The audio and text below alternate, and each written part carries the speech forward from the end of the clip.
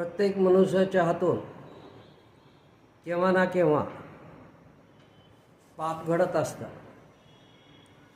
जाणून बुजून किंवा न कळत. मग या पापाची फळं शास्त्र सांगतं की भोगावंच लागतं. ते भोगल्याशिवाय पाप नष्ट होत नाही.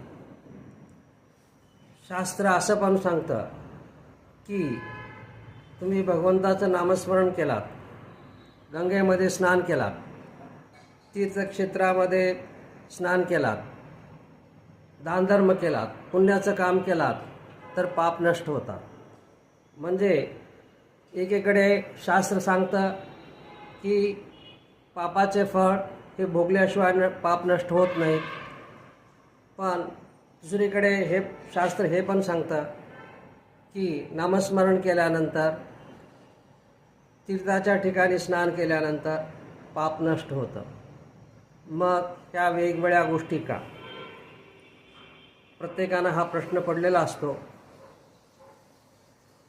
त्याचा असा आहे की पाप हे दोन प्रकारे घडत असतं. एक कळत आणि एक न कळत. कळत म्हणजे जाणून बुजून केलेलं पाप, आणि न कळत केलेलं पाप म्हणजे आपण हे पाप करतो हे माहीत पण नाही. आता उदाहरण घेऊ. आपण चालत असताना आपल्या पायाखाली बरेच जीवाणू मरतात. तसेच आपण श्वासोश्वास घेतो, हवेमध्ये बरेच जीव आहेत, ते आपल्या पोटात जातात आणि मरतात. आता शेतकरी शेती नांगरतो, जमीन नांगरतो, कित्येक किडे मरून जातात. गृहिणी स्वयंपाक करते, तिथे जाळामध्ये बरेच किडे मरून जातात.